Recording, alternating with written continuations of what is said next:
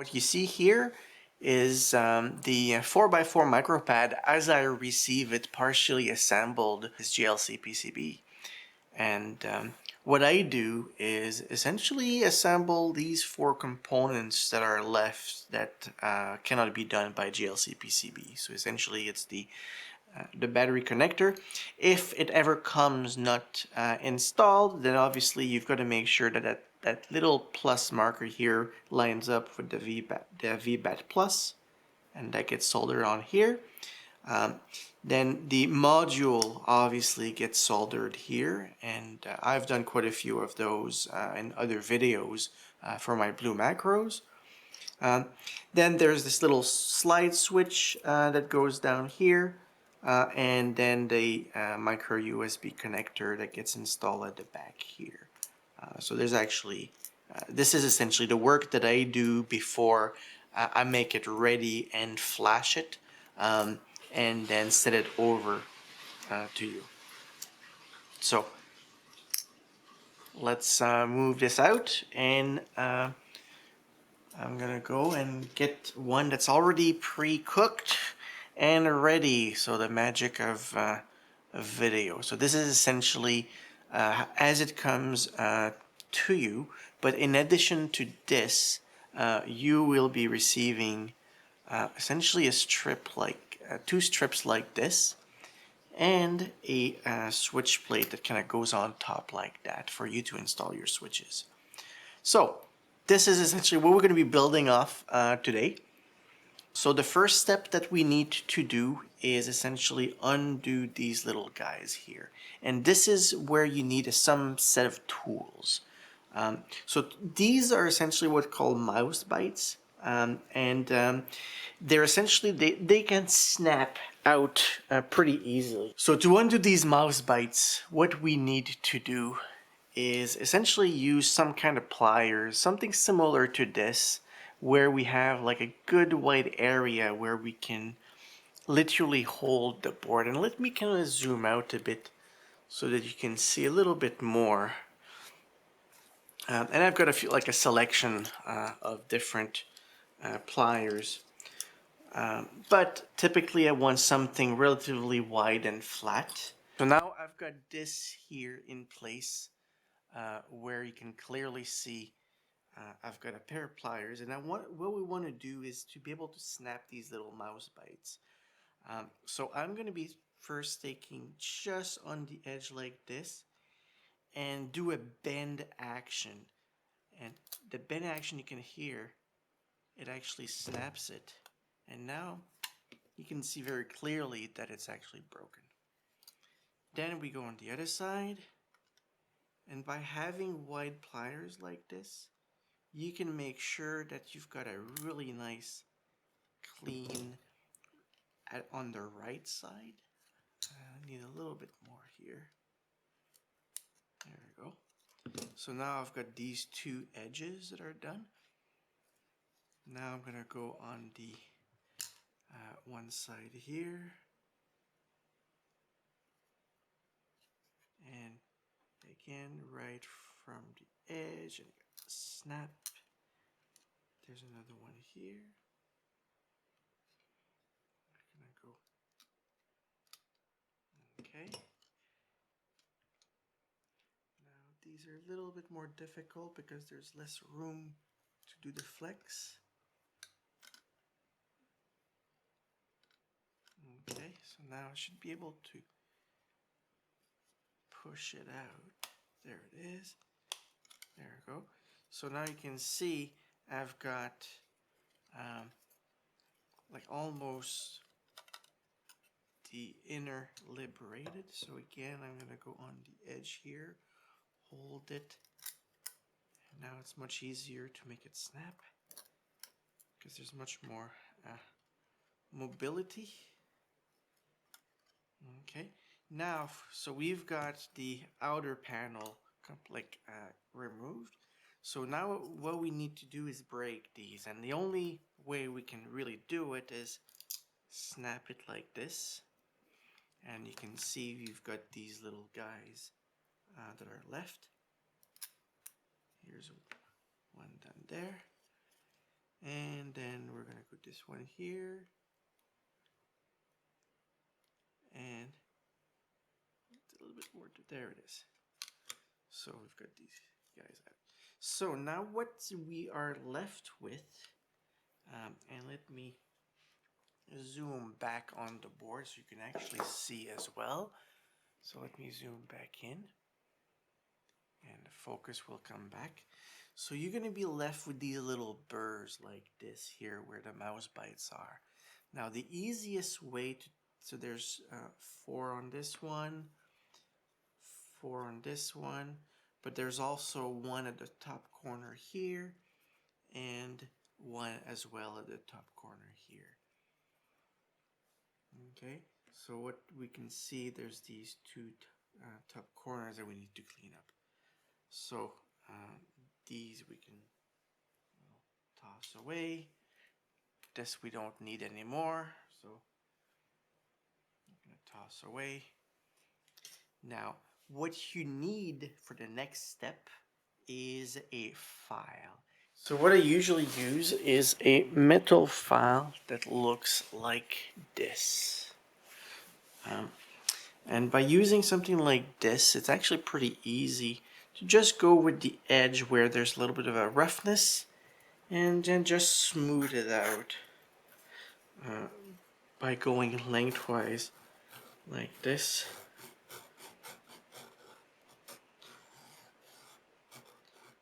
And whenever it stops really catching, then you know that it's done.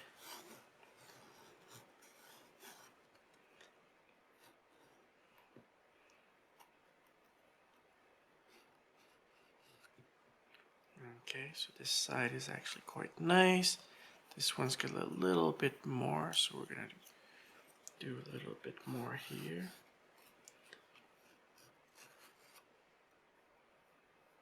Okay, now we're gonna go and do the other side.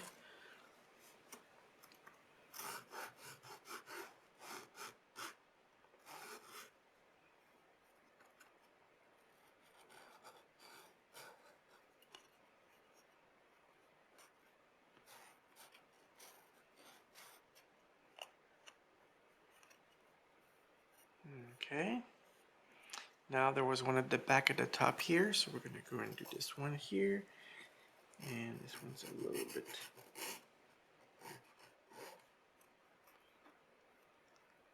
little bit more.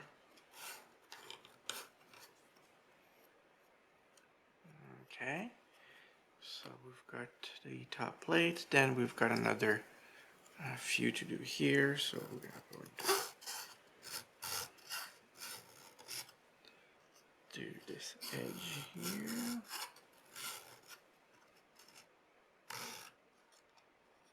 That's quite a bit more here, so.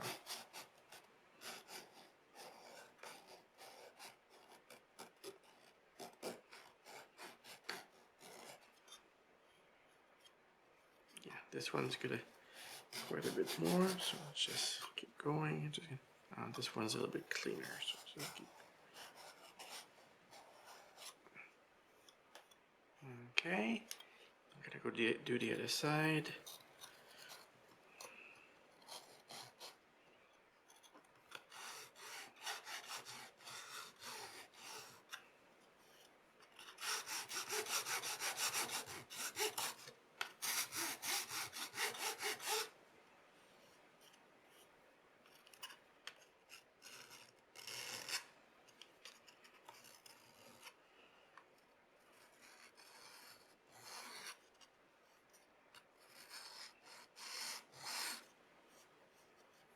Okay, and then this other corner.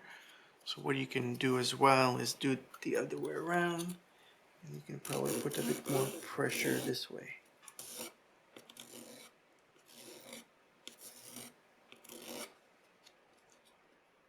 Okay, so we're done with this is just a plain regular metal file, and now you can see it's much smoother on the edges here. What you can do to finish it off is use maybe a little file. It's much smaller like this, just to do a little bit of kind of cleanup if that's needed.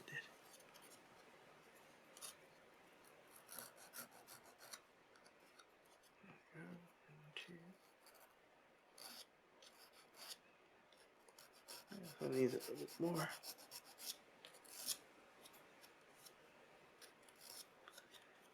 Okay, and then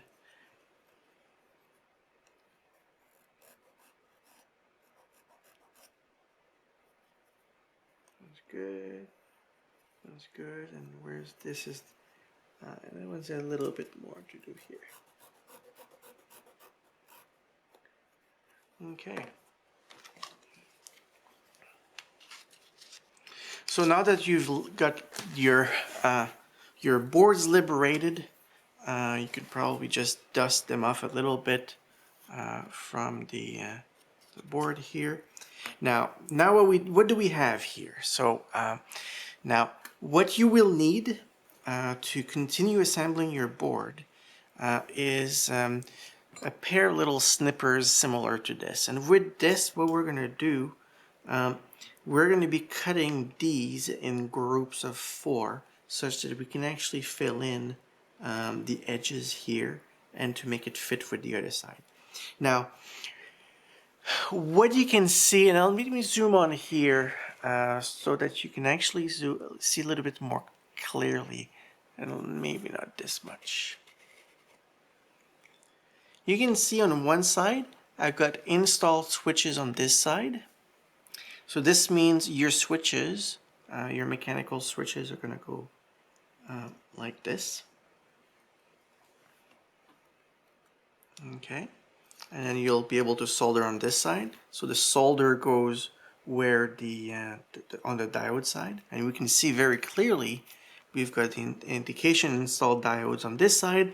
They're already installed when we did the assembly, the automatic assembly at GLC PCB. So now one thing that I want to actually show you here.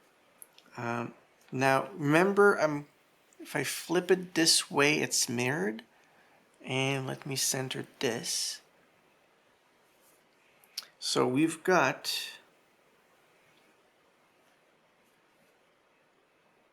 this is mirrored, it goes like this. So this goes this way, this goes this way. So column last, column after, next. So next, right, column here, and our rows are all connected together. So what this means that this board essentially has the same electrical connection diagonally this way for connecting if you have multiple 4x4s next to each other. So this will go like this. With this you can read, with this you can read, and we will be installing these like that. So the first step that we need to do, as I indicated, is cut these in groups of 4. So this is what I'm going to do, and we need 8 of these groups of 4. 1, 2, 3, 4, 5, 6, 7, 8, and you've got a few spares on hand. And then what we're going to do is do the same thing with these other ones. So we've got pins and we've got sockets. So we're going to be cutting those. 1, 2, 3, 4, 5, 6, 7, and 8. Okay, so Now, what we're going to do, I have a soldering iron handy. Let me just zoom on a little bit. So I've got this soldering iron handy, and what we're going to need to do is, when we assemble this for just a regular 4x4 keyboard, the simplest assembly that we can do is just put them together and make sure that they've got the same orientation for all of them. So this way it makes it a little bit, I wouldn't say cleaner, but like consistent. And the way I usually do it is I leave the big flat area, and there's like a conical part. The conical part meshes into the socket. Like so you see there's a shiny part there. And what I usually do is I'm gonna have assemble quite a few of those. So let's go ahead and mate all of them like so. So remember, there's the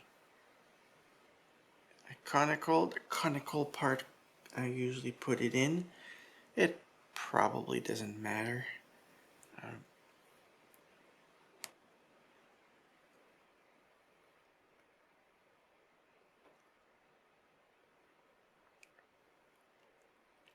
And we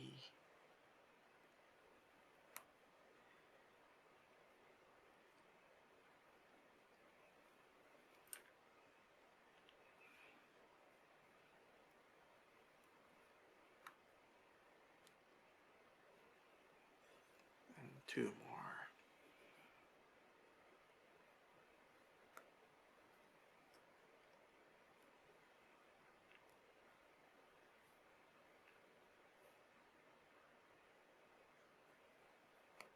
Okay, so we've got all of them more or less lined up in here.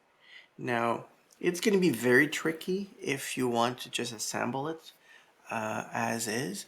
So what you can do, remember we've got one of these boards here.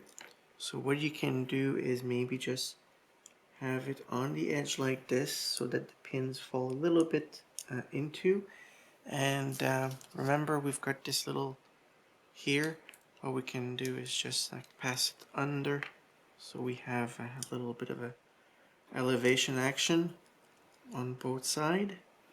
And then what we need to do is, you read this, you can read this, so switches on this side. So what we'll do is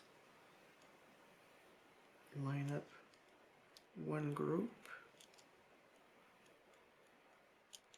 like so, and then we line up the other side, and this is where there's some tweezers or something to kind of help move them around a little bit might help.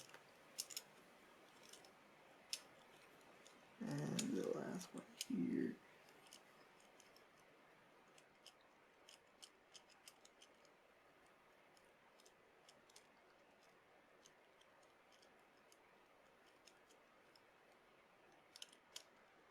Okay, I've got a corner, opposite corner, there we go. So now I've got the entire, oh, not quite, this one here wasn't there, and then obviously the other side is now not cooperating.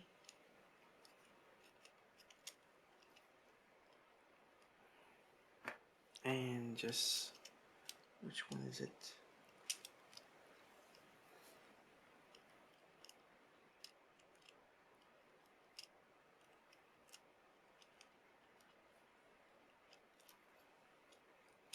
Okay, so now I've got, if you look very carefully, like very little, maybe there's a little bit of sideways movement.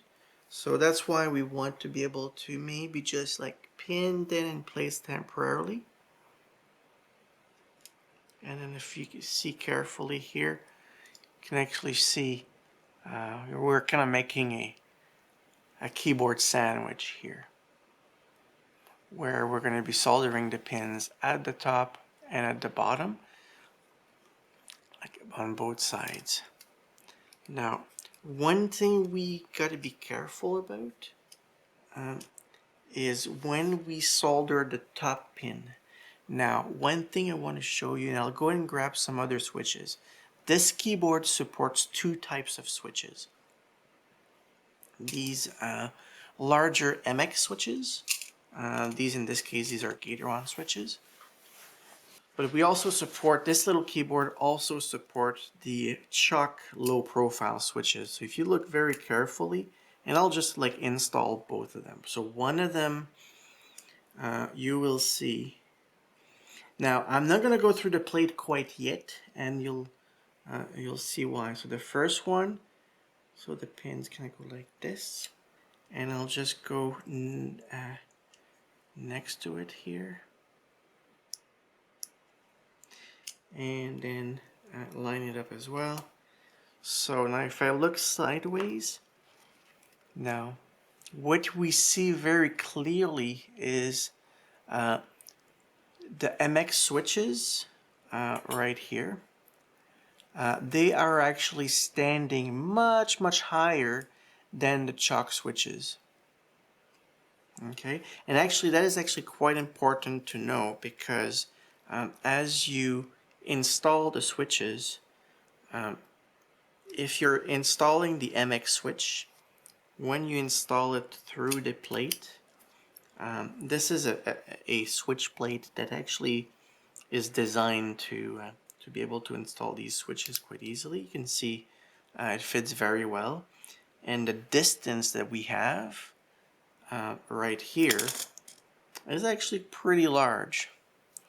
But then it actually does fit the Chalk switches, but if you look very carefully, when we put it in with the Chalk switch, and I'm just gonna go right on the edge here, it does fit. So you can see here it fits, but there's hardly any space right on the edge here. So that means that the bottom of a switch that's going to be resting on top of the PCB here is almost at the same level as the switch plate. So this means that if we want to use Chalk switches when we do our soldering, and if we want to use the switch plate, then that means if I again get my keyboard sandwich here, then all these pins that are on the edge here, they have to be practically flush. Essentially, this gap here will be too large, because if you look very carefully on the edge here, like this, the gap here is caused by these pins protruding out. Okay, so what we'll need to do is when we do the soldering, we need to cut them flush to the PCB if we're installing the Chalk switches. If we're installing MX switches, remember there's like such a bigger gap, then we don't have the problem. So now what we're going to do is actually going to do the solder top and bottom of this little keyboard here. So I'm going to be using just this as a standing up like this, and then I'm going to be starting my soldering iron here. So, and typically this can sit very square and flat. Okay, so now I'm going to get my soldering iron going. Okay, I use a TS100 and with what's called a chisel tip, so it's not the smallest, finest tip. I don't like the super fine tips because you can't have a good contact between the tip and the metal, and it doesn't like heat up the metal. Because what you want is you want the metal that you're soldering to get hot enough to be able to melt some solder. So when you first do the first joint, and I'll just kind of like start in the middle here, is you want to add a little bit so that your iron is wet a little bit. so that you have a little bit of liquid that goes in between your iron, the board, and the pin, so that you have like a liquid metal contact that goes in between all three, and that allows for a lot of heat transfer. And then you can actually do and put a little bit of solder, and you can see it's really easy to apply. Then I'm just going to pin one for each first, so that we can validate that it's all nice and flush and straight. And if we need to do an adjustment, then we just need to just touch one of the of each of the 8s there. So I've got one done here. Let's just kind of carry on in the corners here.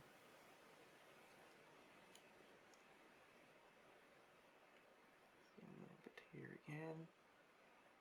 Okay, I'm gonna get my other glasses because I'm getting to the age where I do need glasses to focus on things. So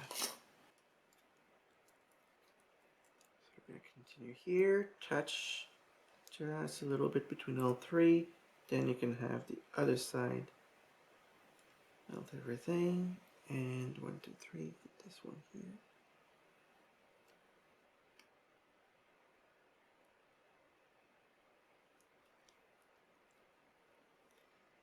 And continue.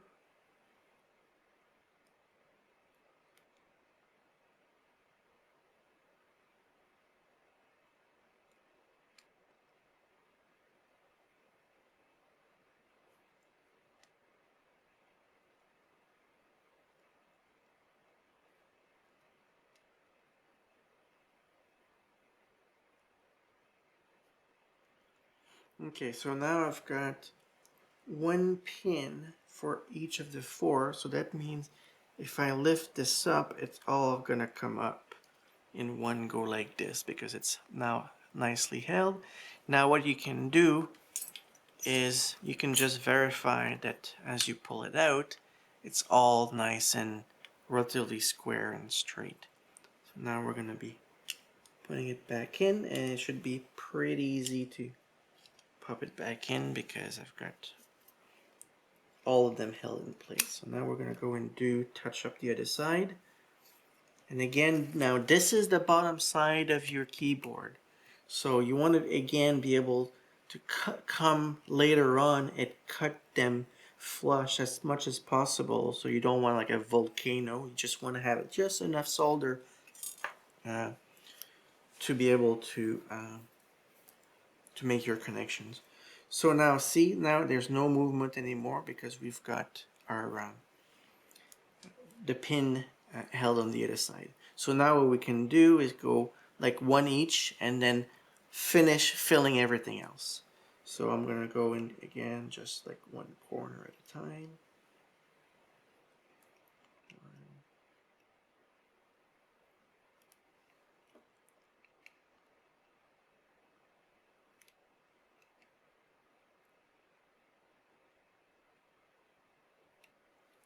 And when you look at this side here, you can actually see those electrical connections between one side and the other. So you can see this one connects to here, and then this one kind of like goes up and goes here.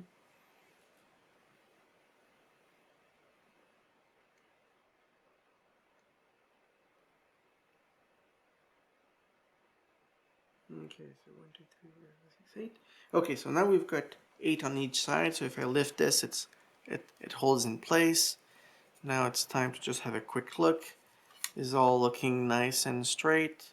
It's looking quite nicely square when you look down there. So now is the time to go and touch up all of them to make sure that we're all nicely connected everywhere. So now I'm going to go and make sure I touch up every single pin, even those that I did a little bit earlier, so this way I know I'm not forgetting anyone. Because quite often what happens when, oh, there's a row or a column that doesn't work, why? Well, if there's one of these little joints that's not connected, then it's going to make either a row or a column not work because you don't have the electrical connection done. And if we remember on this side, we've got the controller board, which is the bottom here. But we also have the other side that we have to worry about, where there is a keyboard matrix.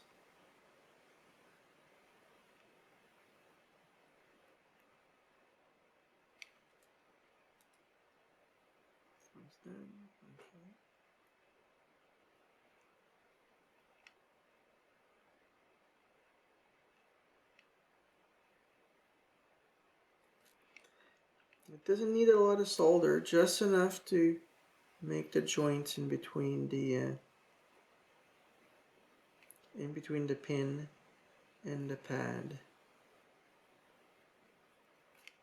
And you can see I usually leave a little bit of time before to have the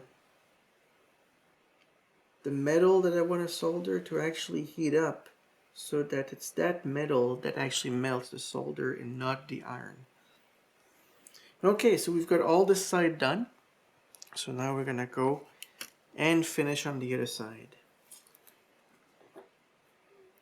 So I'm gonna start on one end and then go down.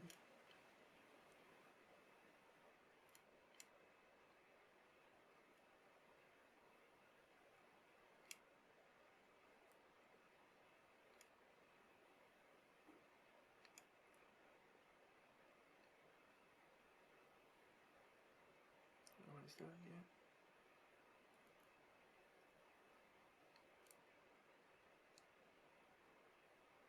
yeah. Now I really like this chisel tip because it really you can actually put it down and have a flat surface that's really flush with the PCB and have a very large surface or contact surface between the iron and the PCB, so that it actually warms it up very well and actually melts the solder.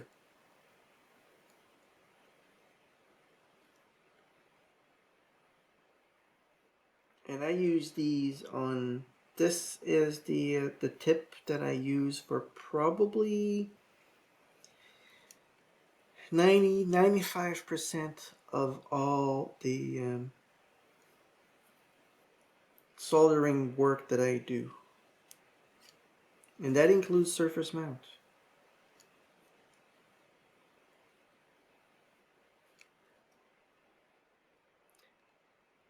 Now, I gotta be, if it's with the soldering iron, I do have a hot air soldering station for surface mount. So, okay, so I've gone, now's the time, while the iron is hot, to just have a quick scan.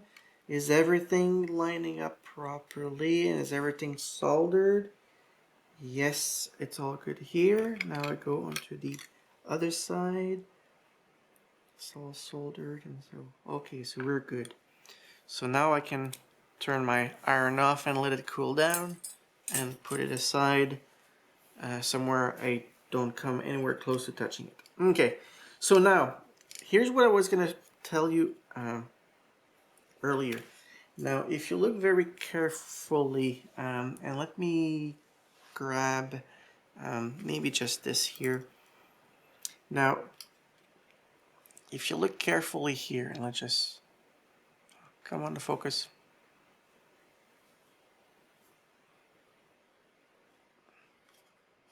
Well, let me just bring it zoomed in. Maybe that'll help. Zoom out a little bit.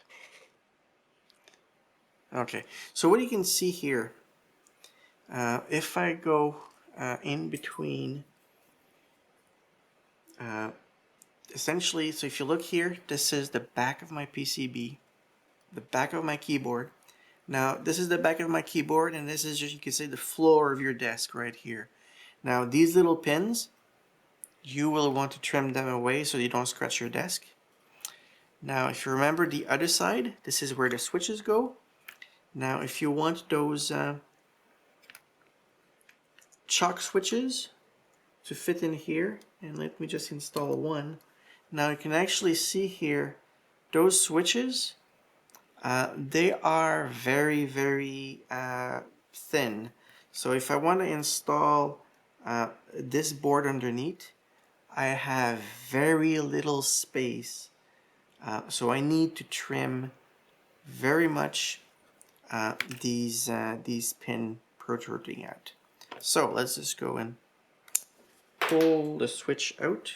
I don't need that one, so let's make sure I don't step on the window. Okay. So what we'll do now is actually use, let's zoom out a little bit, use this tool here. These are side cutters or flush cutters or something like that. These Hakko ones, you can get them on Amazon. They're maybe $6, $7, $8, or they're less than $10. They're really good. These other ones from China, they're maybe $1, $2, $3 plus shipping.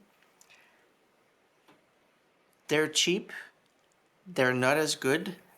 So quite often, sometimes they're not going to work as well.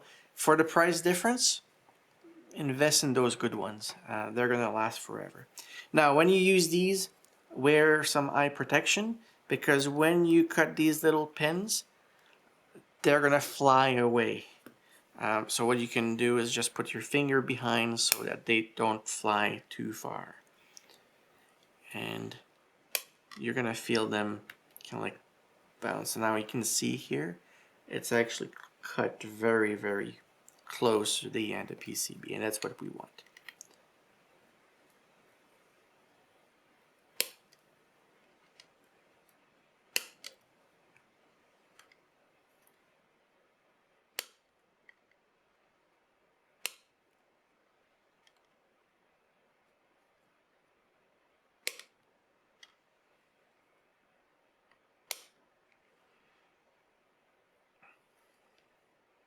Now you see all of these here. These are the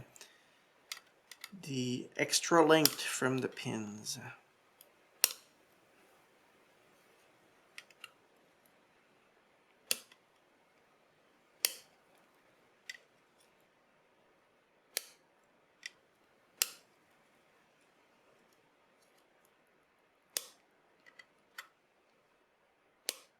Okay, so now one thing that I want to note on here, let me try to zoom in a little bit here and see if we can see it. Now, when you do solder, especially if you go with the chalk switches, you have to make sure you don't make these very like tall mountains, because if you make tall mountains, you're not going to be able to cut them as flush, such that whenever you want to install that plate, you'll still have too much of a gap. Now, I'm not going to be making a chalk keyboard today, but the work is going to be very similar. So if I just take, for example, one here, and I'm just installing it here, make sure that the pins are straight, and just insert it, and you can actually see when I press and really kind of like wiggle it in there, like my volcano wasn't too tall, so I was actually pretty good. But if it was going to be too tall, then I would actually see this plate really like would have a hard time putting the switch in, and the plate would be kind of like bowing up, which right now it's actually pretty good. Oops, sorry about that. So it's actually very close here, and when I go on the edge, it's actually quite nice. I'm not building a low profile keyboard today, so I don't need this switch here. I'm actually building one with MX switches, and if I just poked just a couple of MX switches in the corners, what you will see here, they fit much taller. So you can see like how much of a gap we have. So when we use MX switches, we can be much more. It's much more forgiving on the gap and how long the pins are. So I'm gonna pull these out. Now I'm gonna go do the back of my PCB now. So very similarly, cut them 2 at a time, as flush as I can. And that's why flush cutters are really good, because you can get really close.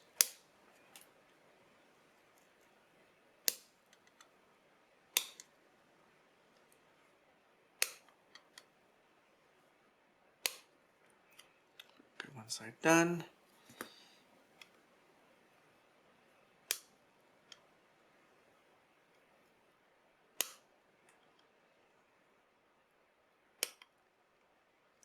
And you can see them sometimes fly out a little bit, so you gotta, that's where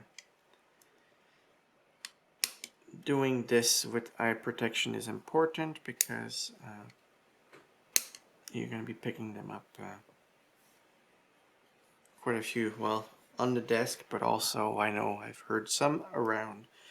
Now, one thing sometimes I sometimes do is just kind of like touch it up with a soldering iron, just to kind of like remelt the solder to make it a little bit cleaner. What I will do is I will take my little carpet here and just drop all of these pins in the bin.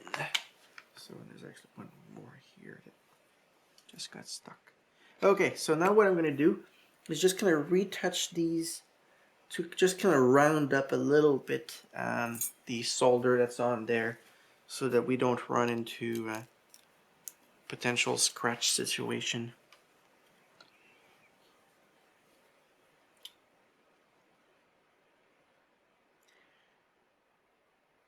Okay, just waiting for my iron to heat up, and then just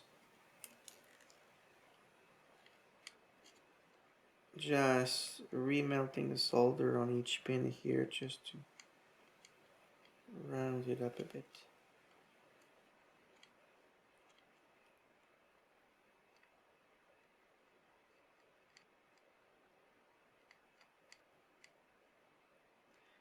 One could argue that it's probably not necessary. I'll be able to file it out. I don't like filing over the pins, because then you're getting really close to the PCB.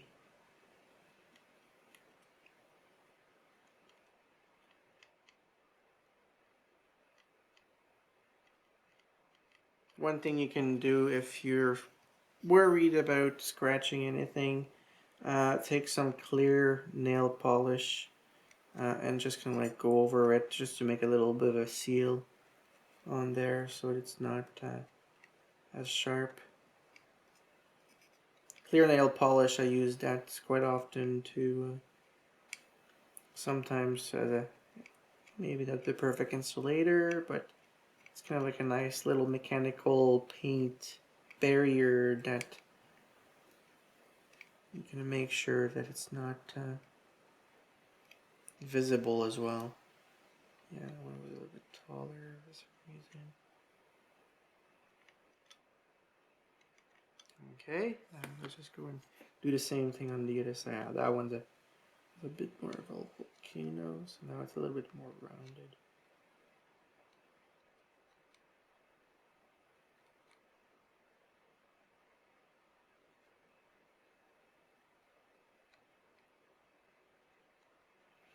Okay, so the next thing we're going to do after this is we're going to be working to install the switches.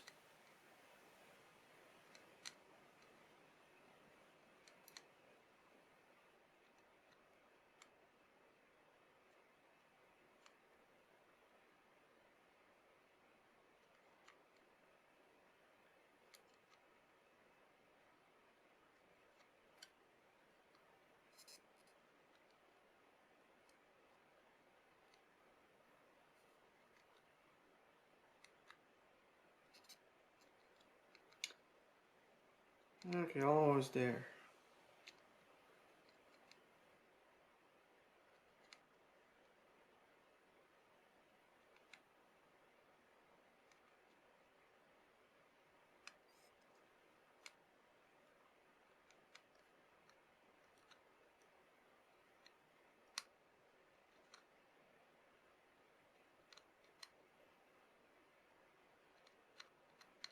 Okay, so I'm going to turn this off.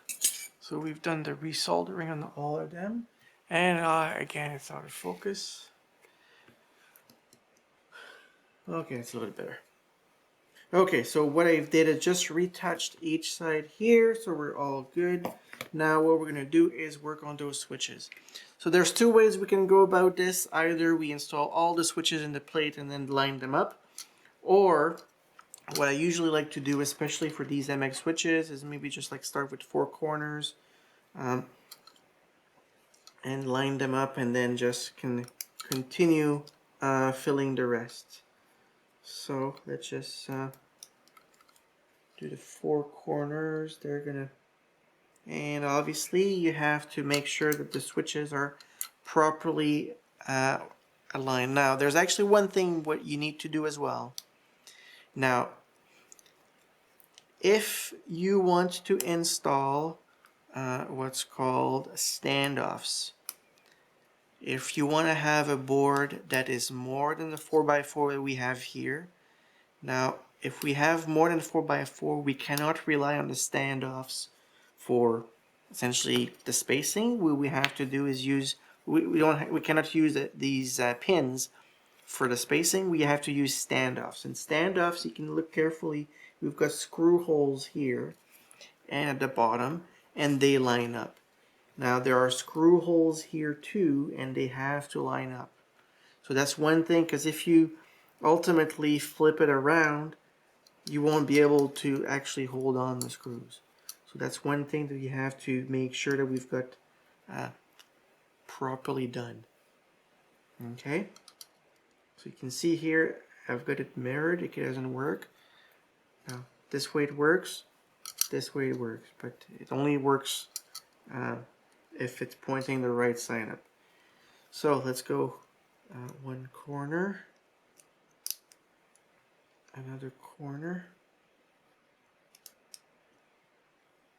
another corner, and another corner. Now we've got 4. Now we've got these all lining up. Now if you want to do a more complex keyboard, like a larger one, I will be making a video for a larger one. It's slightly, these steps will be a little bit different when we get to solder things, and because we need to connect multiple together.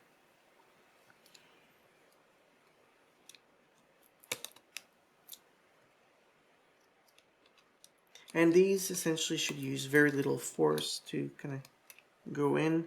Gotta make sure that the pins are in place. Well, little force. I guess it's all relative. For someone, little might be a lot, or a lot might be little. So you need to have like a good amount of force to be able to push them in. And if you look very carefully, what I usually do is I kind of give them a little wiggle side to side as I can push them in, so that they have a good seating in there. Now they only fit one way, the switches. So there's a side that has the pins and a side that doesn't have the pins. So you have to essentially line them up properly.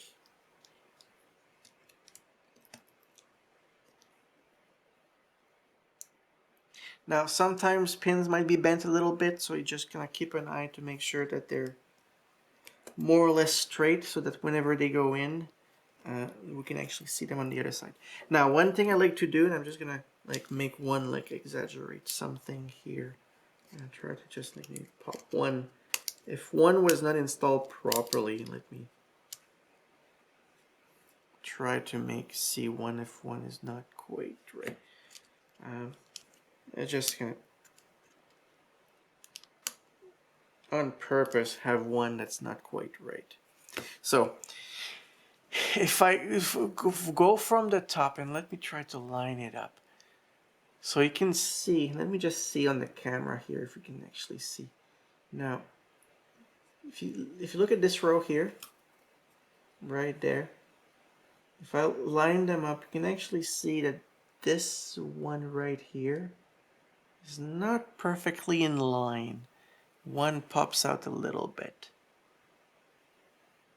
Okay, you can see it's not perfectly lined up, but if I push, so if I'm going to push them all in properly,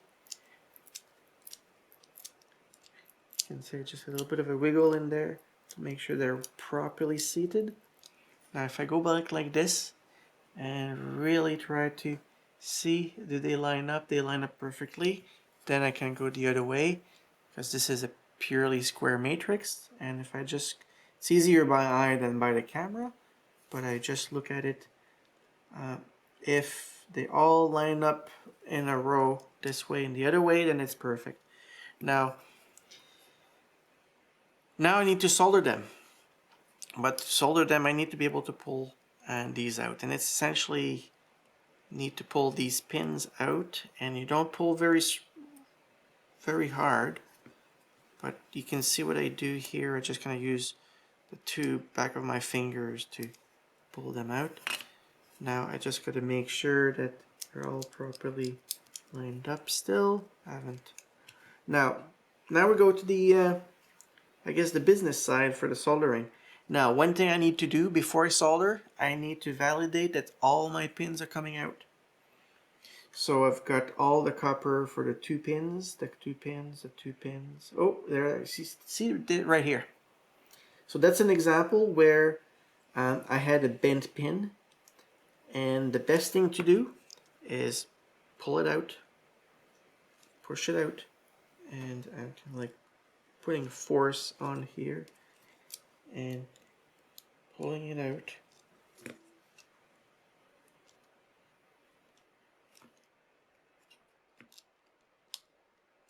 Now if you look very carefully, this switch here, and let me just kind of zoom in on here. You can see here this switch had a little bent pin. Now this is where I need to either go with tweezers or with some little needle nose pliers and just bend it back in place. And then we're going to be pushing it back in. Now we're going to be careful, our pins at the back are exposed. So pushing it back in, making sure that it's all aligned still, one way, the other way. Now if we look back, we can actually see the two pins are all coming out properly. So we're good on that. So now let's go back to our soldering action. So we've got this here. So pin. So all the pins are coming out. So we are all good. So now we're gonna start our soldering iron again.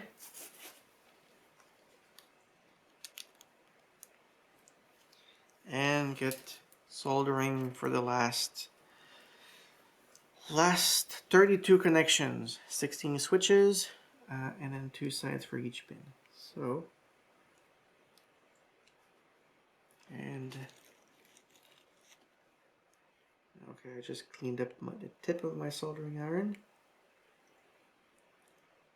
and then this is where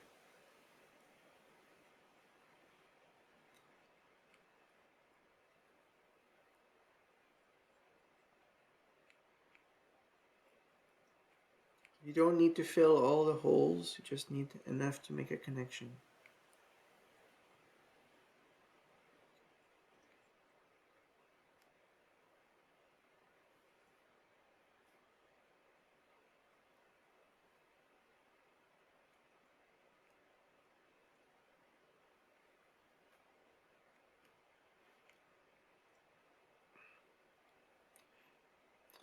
So remember what I said earlier with these nice chisel tip iron, so you can see it's kind of like pointy on one side and flat on the other. So that means when I put the iron flat on the PCB like this, there's a very large contact area with the PCB to warm it up, which makes it very easy to work with.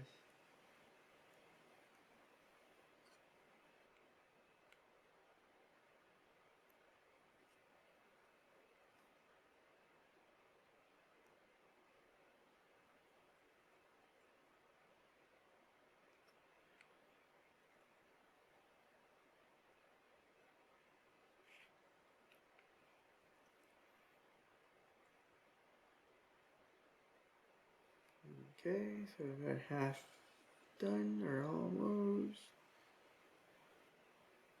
Okay, so now we're gonna go in.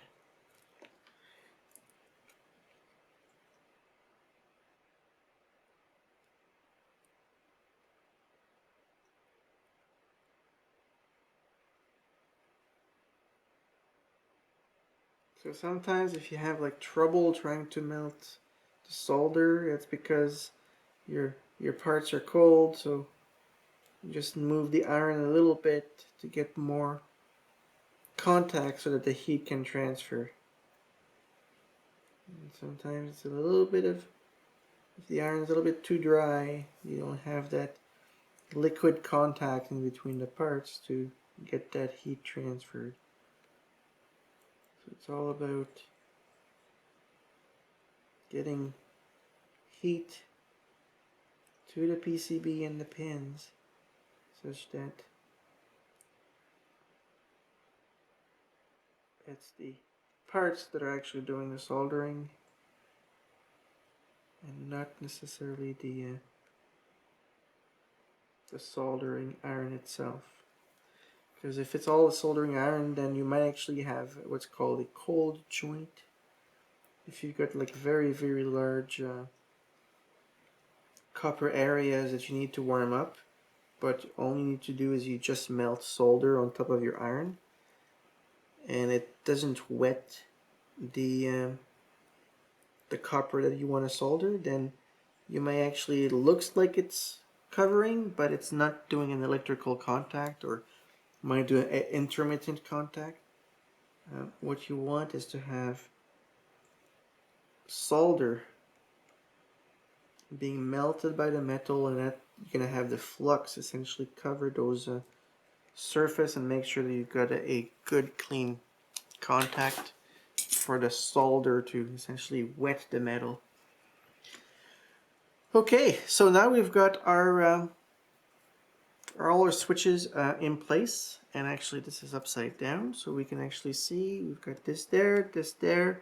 Now column last, so this flips this way. We do need a battery to turn it on, so let me go and get one. And now one thing to remember, this is a rechargeable battery. It's a LR 2032. So whenever you connect it, it actually will power off the board, but also when you turn this on, it will connect the battery such that power from the USB will go through the charger to the battery, so that when you disconnect USB and obviously the switch is on, then it'll discharge and then obviously power the keyboard controller there. So I'll just put it off. I'm gonna go and get a battery. Okay, so here's what the battery looks like. Now if you look very carefully, it does says very clearly on it LR 2032. Sorry if I'm loud. And then this is a CR non-rechargeable. So this is a metal, what is it? A metal light or lithium metal battery, I believe they call them. But this is a lithium ion rechargeable battery. They look very, very similar. One you can actually use in here. The other one you cannot because it's not rechargeable. So we'll put this one away.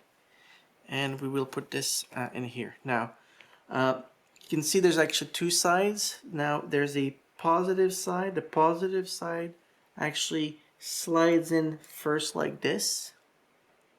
You see there's a little lip that catches the top. And then you just push it down like this. Now, you got the battery. Now, if we turn it on, you're going to see the keyboard and the light is not. We can actually see here the light is on here. And you can see it's just like waiting for something to happen. And if I just quickly turn it on, you saw a little blue LED turn on as well. Now let me grab, I also have a connector here. Now when we connect a USB in here, what you will see is you will see this LED turned on. That's to indicate that it's being charging. Now if I turn this off, it might blink on occasion. You might see it blink a little bit. That's usually when it's disconnected or fully charged. But so you can see here when I turn it on, you'll see it that it should be. Now it's actually fully charged now, so it stopped. So which is good. And then there's a reset button here. You can actually see. Okay, so now we've got our keyboard ready to be finished up. So disconnect. Now, so it's off. We've got column glass. These connect together. So they go like this. And then this is where we need to be very careful. Line up all the pins here. Line up all the pins here. And then you push. Okay. So you see they're nicely tightly closed here, tightly closed there, and they hold very well. So now all we need to do now is put our keycaps on. So let me just go and grab some keycaps that I've got hanging around. Now, if you get one of those keyboards from me with free keycaps, these are going to be grab bag keycaps that are going to be more or less random like this. I got them for super cheap, and that's why I include them for free, because you can see some of them are actually not very nice because they're essentially rejects from a production run from Signature Plastics. So I need 16. So 1, 2, 3, 4, 5, 6, 7, 8, 9, 10, 11, 12, 13, and I need a couple more here. 1, 2, 3. So you got to be careful which keycaps you grab. For a simple reason that if you look at this one here, the shape is actually very different than those, so can't mix and match. And you can actually see right on this one here, this one, it's got a bit of a burr on the edge. With these kind of keycaps, as I mentioned, they're the kind of rejects from production runs, so that's why they're inexpensive. They're still like shipped to here in Canada like ridiculously expensive because, well, shipping is not cheap. And then if you get hit by customs, then it's even less attractive. But so this would be an example. Is there something interesting? So let's just kind of put some random like this here, add them in, and then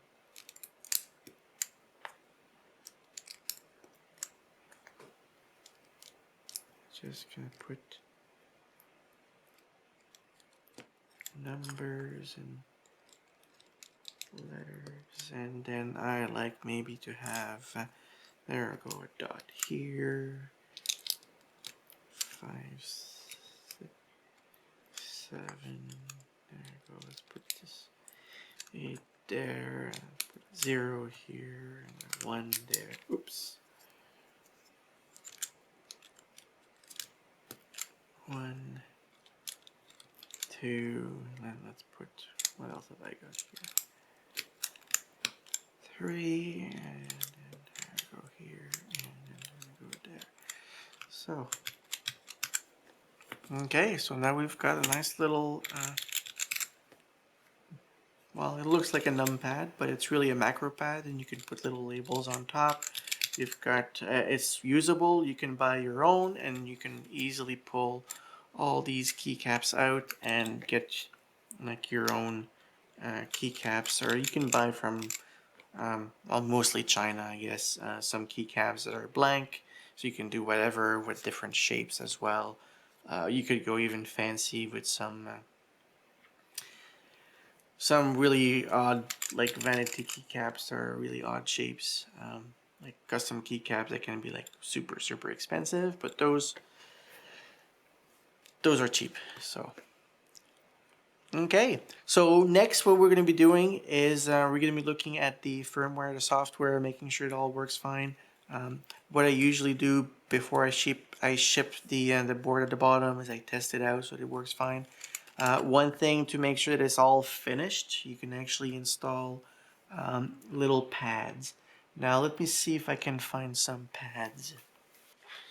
Now these little pads, they're little, essentially little rubber pads. These are very similar to the ones that you can get at hardware stores to protect your cupboards in the kitchen or in the drawers or cupboards from banging into the cupboards themselves. So if you can like pull them out, there's like tiny little rubber pads that you can put essentially in each corner like that.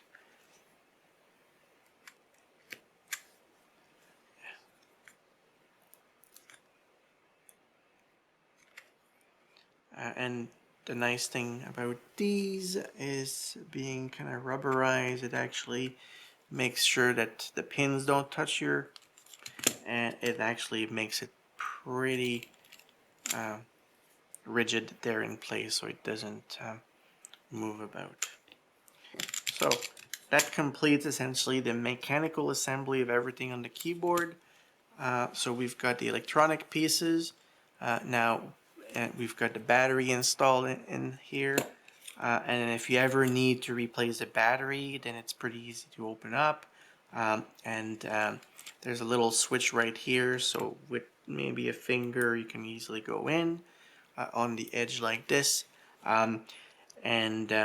Do remember to turn it off, because obviously if you put that in your backpack or anything like that, it'll just keep pressing and discharge your battery for nothing. So it's a useful little slide switch. And then there's a reset button there. So for example, if you need to flash it, usually with the connector here, it's gonna work fine.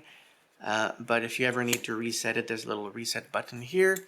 The other piece is whenever you do charge it, what you will see is there's going to be the light inside coming on. If it blinks like this, that's probably because it's not, battery's not connected. And then right now it's kind of like connected, but it indicates that it's charged, so we're good. Okay. So now it's off, and I'm gonna be pulling this out.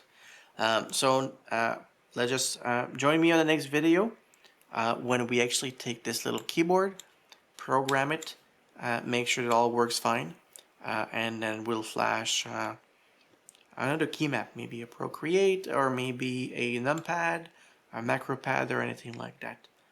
So see you next time. Okay. Bye.